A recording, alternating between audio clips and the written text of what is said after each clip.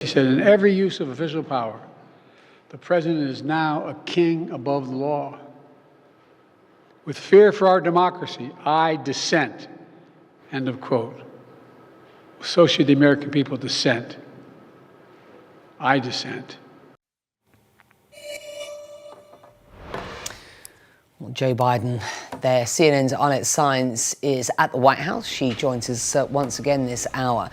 A pretty direct and what you might describe as dramatic response from the president, or perhaps, it's perfectly understandable, his tone there, Arlette, but his defiance also sort of in the face of what is this image of a president refusing to be pushed off the greatest political stage after what was a disastrous debate performance. What's the atmosphere at the White House at this point?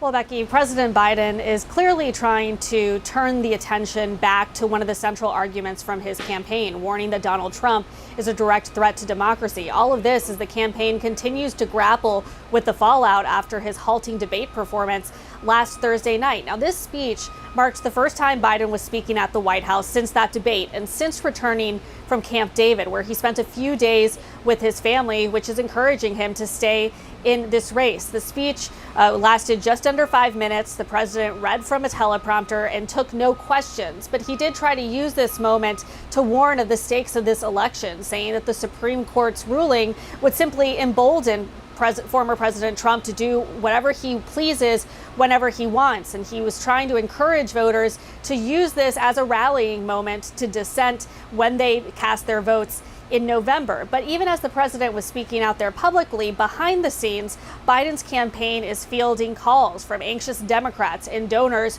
who are concerned about what the path forward will be for Biden, especially if he remains at the top of the Democratic ticket. They held a phone call, top campaign officials last night, with about 500 donors where they talked about the president, defended his health, and said that his candidacy remains on track. But you are starting to hear from some Democrats signaling some openness to replacing Biden at the top of the Democratic ticket. One of those was Congressman Mike Quigley of Illinois, who earlier today said that ultimately it's a decision that's up to Biden himself, but he also needs to take into account the impact it could have not just on his own candidacy, but on other Democrats as well. So still many questions about the path forward for President Biden at a time of high anxiety within the Democratic Party.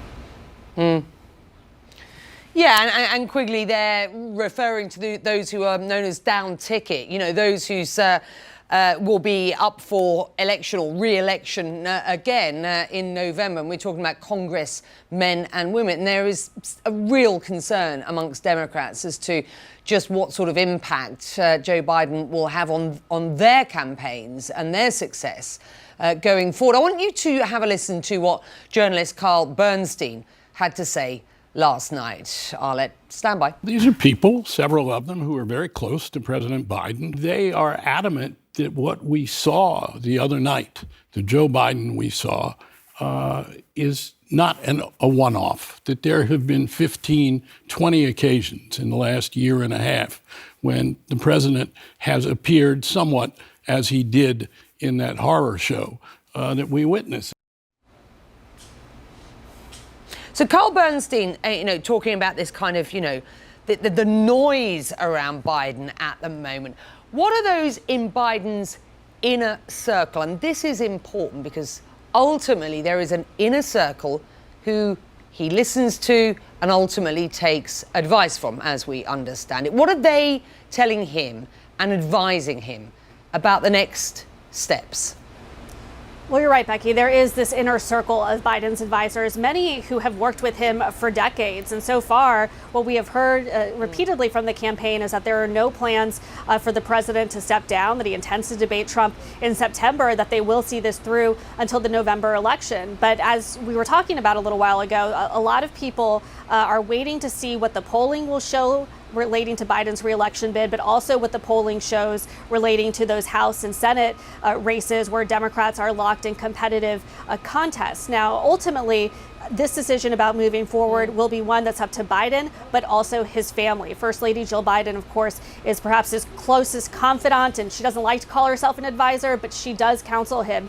And so this will be a highly personal decision for that family as they're considering the next steps forward. And so far, they have indicated that they are encouraging him to run and they want him to see this race through November.